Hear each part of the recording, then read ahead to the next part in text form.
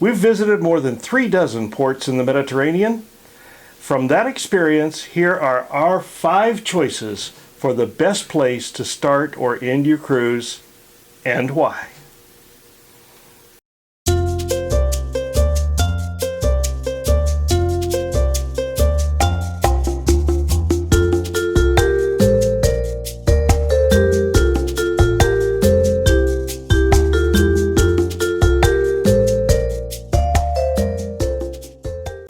Welcome back to My Travel Window, where we help you travel as far as you can while you still can. Today's topic is cruising in Europe, and specifically the 5 best places to start or end your cruise. For this video, I'm going to focus on the ports that handle major cruise ships, like those from Princess, Holland America, Norwegian, Celebrity, and MSC. Embarkation and disembarkation ports are different from regular cruise stops in many ways. The most obvious is that they're transition points to and from the ship. My wife and I describe cruising as the Whitman sampler form of sightseeing. You just get a little taste of each stop along the way. It's a case of get in, hustle and see what you can, and get back to the ship on time. But the beginning and ending ports are different. I use 3 criteria to pick my top 5 list. Number 1 criteria is access. You often will not spend time sightseeing in embarkation ports, in which case the most important issue is being able to get to or from the ship and be able to have access to major transportation hubs and perhaps some overnight hotel stays. It does no good to pick an arrival or departure port that you can't easily reach. 2 is the desirability of the place as a destination. Since in most cases you've traveled some distance for the cruise, it's very tempting to add a few days to either end of the trip and explore the area. But it makes no sense if that area is not worth the exploration. It needs to be a top flight location worthy of more in-depth visit, with reliable and accessible local transportation and sights worth seeing. Number 3, after applying the first 2 criteria, I narrowed my list down to 8 possible ports. So my 3rd criteria is diversity, i.e. the number and variety of cruise lines and cruises that depart from and end in this location. This criteria eliminated 3 ports: Istanbul, Haifa, and Lisbon.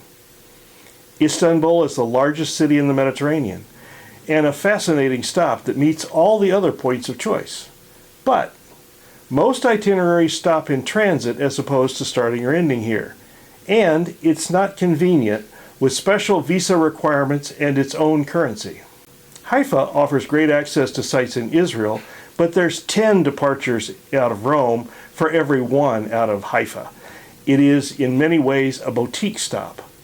Lisbon is a daring place to explore, but has nowhere near the volume or diversity of departures when compared to some place like London or Rome. So let's see how my 5 selections stack up to these criteria. Number 1 on my list, London. This one was easy. In terms of access, London Heathrow is one of the 3 busiest airports in the world outside the US, and one of the shortest plane flights from North America. It's also a little over 2 hours by train from Paris. It's also culturally accessible for North Americans because everything is in English. The cruise port itself is in Southampton, which is about 60 miles from London. You might think that's a problem, but there are something like 160 trains a day from London to Southampton. The tickets are cheap. It's very accessible.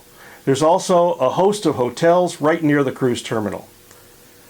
So how about London as a destination? Well, with more than 20 million tourists a year, London's the most visited city in Europe, barely edging out Paris, so it makes it unnatural to add on to a cruise before or after. It'd be easy to spend a week in London and not exhaust the list of major sites, and there's even more within an easy day trip. Here's just a smattering of what you can see and what we've seen before or after cruises.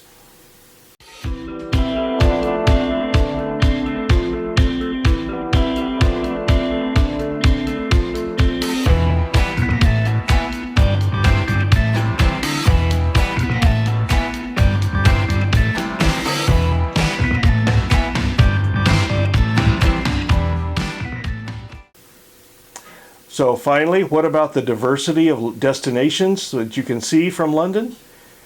Cunard, P&O, and Fred Olsen are British-based cruise lines that sail around the UK in every direction, as well as most American cruise lines. If you want to see Iceland, the fjords of Norway, the Baltic, or simply sail around the UK, Southampton is your port of choice. And there's more Atlantic crossings out of Southampton to New York than from any other port. Okay, let's move on to port number 2, Barcelona. Within the Mediterranean, there's a host of ports, but in terms of cruise passengers, the busiest port is Barcelona. Let's quickly count down the reasons why this makes our list. For access, Barcelona is one of the easiest ports in terms of getting to and from the ship when it's docked in port. It's the most populous city in Spain, has a good airport, there's a variety of hotels readily available. As far as a destination, the most popular attraction is Sagrada Familia, which is easily the most controversial basilica in the world. This is what you get when you allow architects and free-spirited artists to design a church using private money and not answerable to any other authority. Some call it the most beautiful building in the world. Others recoil at it. The primary architect, Antoni Gaudí, has many other buildings scattered around the city. Las Ramblas is a famous market, and it's an easy day trip to a fascinating monastery. Here's a glimpse of what you can see in Barcelona.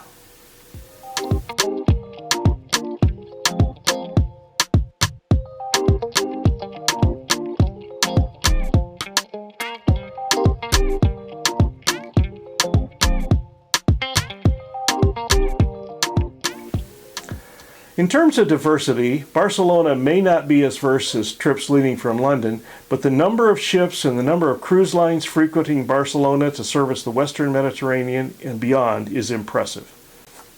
Number 3, Rome. You knew this had to make the list.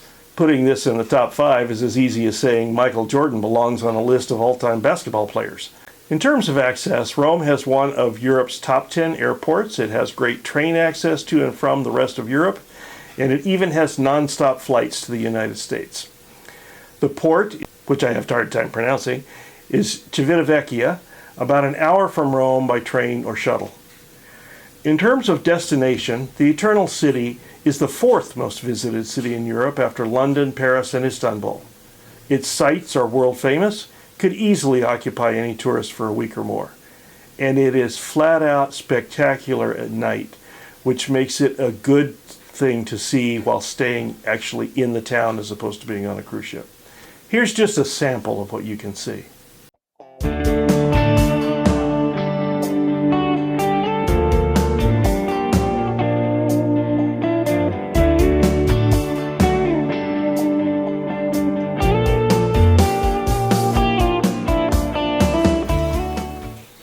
Finally, in terms of diversity, Rome is in the heart of the Mediterranean. You can go east, west, south. In addition to being the hub for Italian-based cruise lines MSC and Costa, almost every major cruise ship company sails from here. The last time I checked, there were more than 600 departures scheduled from Civitavecchia in 2024. Before I get to the next port, let me invite you to like and subscribe. It doesn't cost anything and it really helps out our channel. We're approaching a major milestone of 1,000 subscribers and it would really help to have you join us. Thanks in advance. Port number 4, Athens. On our very first Mediterranean cruise, we chose a trip that was due to leave out of Istanbul. We were excited about it. Then some political turmoil caused the cruise line to change the itinerary and leave from Athens instead.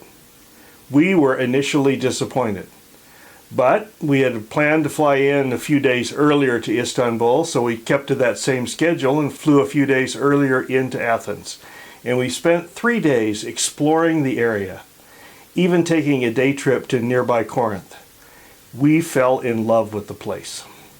In fact, our next trip, which we're going to take 2 months from now in the Mediterranean, will again sail out of Athens. In terms of access, its airport is the farthest away from the US, but it has easy access to the rest of Europe. So what we're doing is flying into Dublin, spending a night, then catching an inexpensive Ryanair flight to Athens. It's actually pretty easy to get to.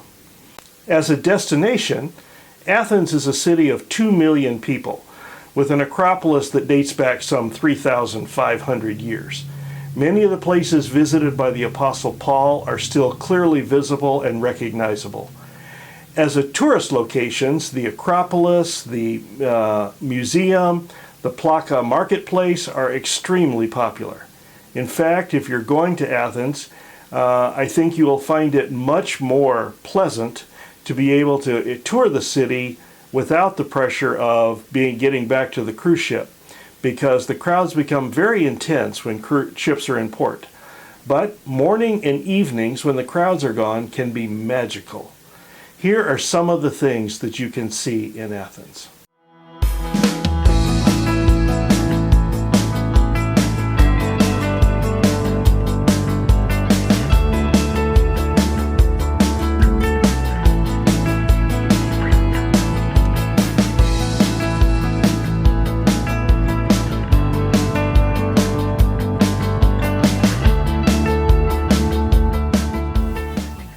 Finally, in terms of diversity, Athens is served by all the major cruise lines.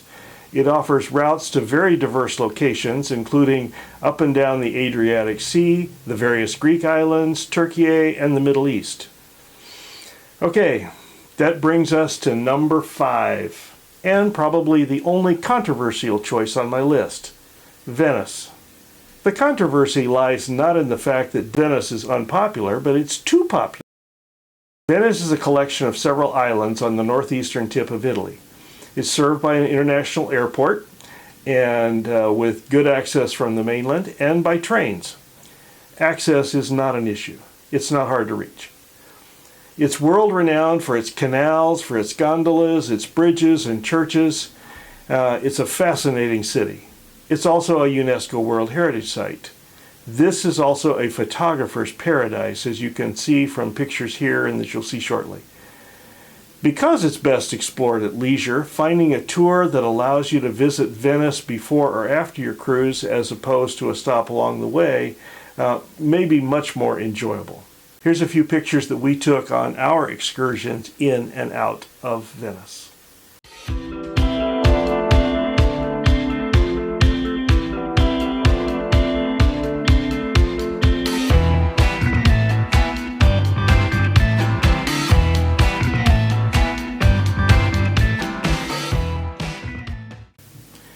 In terms of diversity, Venice is perfectly situated for trips down the Adriatic, stopping in Croatia, Montenegro, then on around to the east to Greece, or to the west around Italy, and to the rest of the Mediterranean. But why is it a controversial choice? Well, the popularity of this as a cruise port caused issues when Venice had flooding problems in the recent past. Environmentalists decided that it was the cruise ships that were causing damage to the Venice harbor. And so they took the radical step of closing its cruise port to large cruise ships. So technically, no major cruise line visits Venice directly now. So how did it make my list? Well, because the cruise ships still come here, they just don't park on the island. In the same way that Southampton is an hour away from London, ships now dock either in commercial shipyards on the mainland, perhaps an hour away, or they'll start from Trieste, which is about 2 hours away. So, are the best embarkation ports our favorite ports? Not by a long shot. In our next video, I'm going to name the 5 don't miss Mediterranean cruise ports. Check it out right here. Or check out the review of our last Mediterranean ship right here. Until next time, safe travels.